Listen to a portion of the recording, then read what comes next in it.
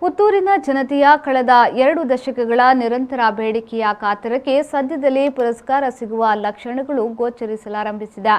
Mangaluru railway ನಿಲ್ದಾಣವನ್ನು ಹೊರತುಪಡಿಸಿ ದಕ್ಷಿಣ ಕನ್ನಡ ಜಿಲ್ಲೆಯ ಪ್ರಮುಖ ರೈಲು ನಿಲ್ದಾಣಗಳ ಪೈಕಿ ಕಬಕ ಪುತ್ತೂರು ರೈಲು ನಿಲ್ದಾಣವನ್ನು ಉಪ್ಪಿನಂಗಡಿ ರಾಷ್ಟ್ರೀಯ ಹೆದ್ದಾರಿಗೆ ಸಂಪರ್ಕ ಕಲ್ಪಿಸುವ ರಸ್ತೆಗೆ ರೈಲ್ವೆ ಅಂಡರ್ ಬ್ರಿಡ್ಜ್ ನಿರ್ಮಿಸಲು ಇದೀಗ ಕೇಂದ್ರ ರೈಲ್ವೆ ಇಲಾಖೆ ಹಸಿರು ನಿಶಾನೆ ನೀಡಿದೆ.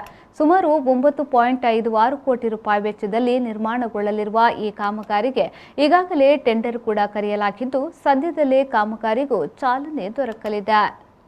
ಪುತ್ತೂರು ಕೃಷಿ ಉತ್ಪನ್ನ ಮಾರುಕಟ್ಟೆಯ ಮೂಲಕ ಮಂಗಳೂರು ಬೆಂಗಳೂರು ರಾಷ್ಟ್ರೀಯ ಹೆದ್ದಾರಿ 75ರ ಉಪ್ಪಿನಂಗಡಿಯನ್ನು ಸಂಪರ್ಕಿಸುವ ರಸ್ತೆಗೆ ರೈಲ್ವೆ ಅಂಡರ್ ಬ್ರಿಡ್ಜ್ ನಿರ್ಮಿಸಬೇಕೆಂದು ಒತ್ತಾಯಿಸಿ ನಡೆದ ಹೋರಾಟಗಳಿಗೆ ಲೆಕ್ಕವಿಲ್ಲ.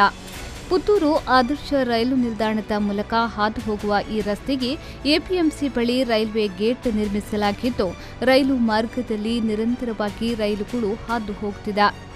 ಮಂಗಳೂರು ಬೆಂಗಳೂರು ಹಗಲು ಮತ್ತು ರಾತ್ರಿ ರೈಲು, ಸುಬ್ರಹ್ಮಣ್ಯ ಪುತ್ತೂರು ರೈಲು ಸೇರಿದಂತೆ ಹಲವು ಗೂಡ್ಸ್ ರೈಲುಗಳು ದಿನಂಪ್ರತಿ ಈ ರೈಲು ಮಾರ್ಗದಲ್ಲಿ ಸಂಚರಿಸುತ್ತವೆ. ಈ ಕಾರಣಕ್ಕಾಗಿಯೇ ಎಪಿಎಂಸಿ ಮೂಲಕ ಉಪ್ಪಿನಂಗಡಿ ಸಂಪರ್ಕಿಸುವ ಈ ರಸ್ತೆ ಹೆಚ್ಚಿನ ಸಮಯ ಬಂದೇ ಆಗಿರುತ್ತದೆ. ರೈಲು ಸಂಚಾರ ಇರುವ ಸಂದರ್ಭದಲ್ಲಿ ಈ ರಸ್ತೆಯ ಮಧ್ಯೆ ಇರುವ ರೈಲು ಗೇಟ್ ಅನ್ನು ಮುಚ್ಚಲಾಗ್ತಾ ಇದ್ದು ಇದರಿಂದಾಗಿ ಈ ರಸ್ತೆಯಲ್ಲಿ ಸಂಚರಿಸುವ ವಾಹನಗಳು ಕಿಲೋಮೀಟರ್ ಉದ್ದ ಗಂಟೆಗಟ್ಟಲೆ ಗೇಟು ತೆರೆಯಲು ಕಾಯಬೇಕಾದ ಸ್ಥಿತಿ ಇದೆ. ಇತ್ತೀಚಿನ ದಿನಗಳಲ್ಲಿ ಕೃಷಿ ಮಾರುಕಟ್ಟೆಯಲ್ಲಿ ರೈತರು ಹೆಚ್ಚಿನ ವ್ಯವಹಾರವನ್ನು ಆರಂಭಿಸಿದ ಹಿನ್ನೆಲೆಯಲ್ಲಿ ಈ ರಸ್ತೆಯನ್ನು ಅವಲಂಬಿಸುವವರ ಸಂಖ್ಯೆಯು ಹೆಚ್ಚಾಗಲಾರಂಭಿಸಿದೆ. ಈ ಹಿನ್ನೆಲೆಯಲ್ಲಿ ಈ ರಸ್ತೆಗೆ ರೈಲ್ವೆ ಅಂಡರ್ ಪಾಸ್ ನಿರ್ಮಿಸುವ ಮೂಲಕ ವಾಹನಗಳು ನಿರಂತರವಾಗಿ ಓಡಾಡುವಂತಾಗಬೇಕು ಎಂದು ಪುತ್ತೂರಿನ ಜನತೆ ಕೇಂದ್ರ ರೈಲ್ವೆ ಸಚಿವರಿಗೆ ಅಧಿಕಾರಿಗಳಿಗೆ ನೀಡಿದ ಮನವಿಗಳಿಗೆ ಲೆಕ್ಕವೇ ಇಲ್ಲದಾಗಿದೆ.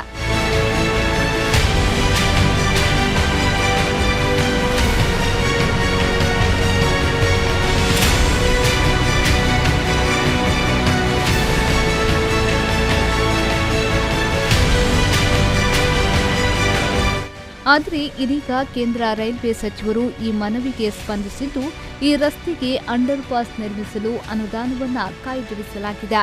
ಸುಮಾರು 9.56 ಕೋಟಿ ರೂಪಾಯಿ ವೆಚ್ಚದಲ್ಲಿ ಈ ಅಂಡರ್ ಪಾಸ್ ಕಾಮಗಾರಿ ನಡೆಯಲಿದ್ದು ಈಗಾಗಲೇ ಕಾಮಗಾರಿಗೆ ಟೆಂಡರ್ ಕೂಡ ಕರೆಯಲಾಗಿದೆ. ಸದ್ಯದಲ್ಲೇ ಇದರ ಕಾಮಗಾರಿಯು ಆರಂಭಗೊಳ್ಳಲಿದೆ. ರೈಲ್ವೆ ಇಲಾಖೆ ಕೆಲಸವನ್ನು ನಿರ್ವಹಿಸುವ ಪರಿಣಿತಿ ಹೊಂದಿರುವ ಗುತ್ತಿಗೆದಾರರು ಈ ಅಂಡರ್ ಪಾಸ್ ಕಾಮಗಾರಿಯನ್ನು ನಡೆಸಲಿದ್ದು 4 ತಿಂಗಳುಗಳ ಕಾಲ ಮಿತಿಯೊಳಗಡೆ ಕಾಮಗಾರಿಯನ್ನು ಮುಗಿಸುವ ಸಾಧ್ಯತೆ ಇದೆ.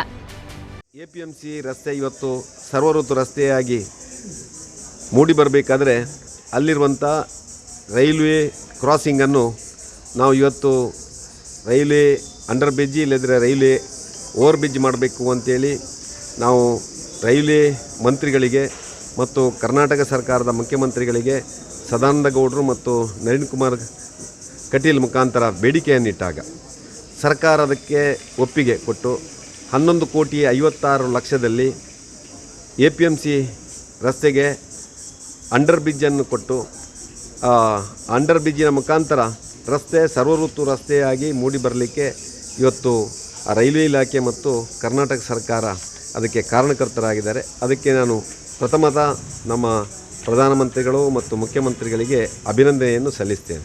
ಹಾಗಾಗಿ ಸುಮಾರು 17-18 ವರ್ಷದಿಂದ ಈ ಭಾಗದ ಜನರ ಬೇಡಿಕೆಯಾಗಿತ್ತು.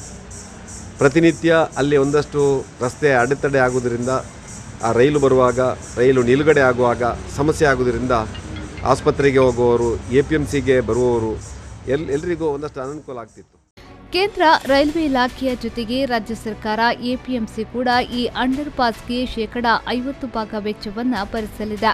ಸರಿಸುಮಾರು 17 ವರ್ಷಗಳಿಂದ ಈ ರಸ್ತೆಗೆ ಅಂಡರ್ ಪಾಸ್ ನಿರ್ಮಿಸಬೇಕೆಂದು ಸ್ಥಳೀಯ ಜನಪ್ರತಿನಿಧಿಗಳು ಸೇರಿದಂತೆ ಸಾರ್ವಜನಿಕರು ಹಲವು ರೀತಿಯ ಹೋರಾಟಗಳನ್ನು ಮಾಡಿದ್ದಾರೆ. ಕೃಷಿಕರಿಗೆ ಸೇರಿದಂತೆ ಎಲ್ಲಾ ಸ್ತರದ ಜನರಿಗೂ ಅತಿ ಉಪಯುಕ್ತವಾದ ಈ ರಸ್ತೆಗೆ ಇದೀಗ ಅಂಡರ್ ಪಾಸ್ ನಿರ್ಮಾಣವಾಗುತ್ತಿರುವುದು ಸ್ಥಳೀಯರಿಗೆ ಖುಷಿ ನೀಡಿದೆ. ಒಂದು ಎಪಿಎಂಸಿ ಯಾವಾಗ ಇಲ್ಲಿ ನಿರ್ಮಾಣ ಆಯಿತು ಆವಾಗದಿಂದ ಈ ಉಪ್ಪಿನಂಗಡಿ ಮತ್ತು ಪುತ್ತೂರನ್ನು ಸಂಪರ್ಕಿಸುವಂಥ ಎಪಿಎಂಸಿ ರಸ್ತೆ ಬಹಳ ಅಗತ್ಯವಾಗಿ ಉಪ್ಪಿನಂಗಡಿಯಿಂದ ಪುತ್ತೂರು ನಗರಕ್ಕೆ ಸಂಪರ್ಕ ಕಲ್ಪಿಸುವಂಥದ್ದು ಮತ್ತು ಅಲ್ಲಿಂದ ಎಪಿಎಂಸಿಗೆ ಸಂಪರ್ಕ ಕಲ್ಪಿಸುವಂಥ ರಸ್ತೆ.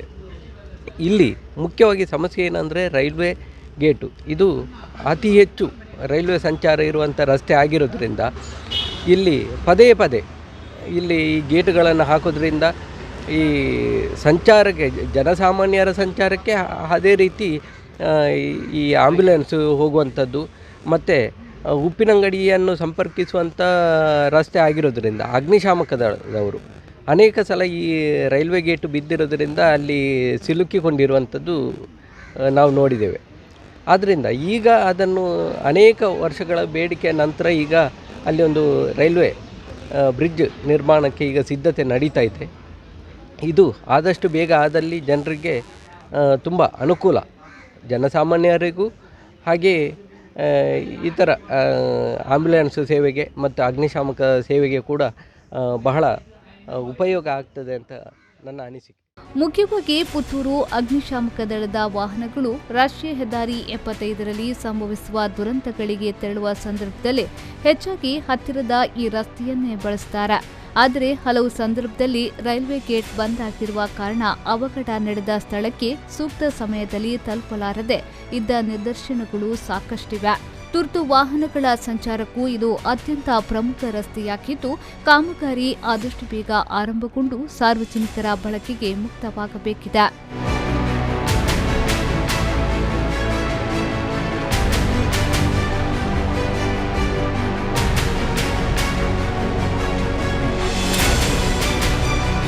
ಅನೀಶ್, ವಿ4 ನ್ಯೂಸ್, ಪುತ್ತೂರು.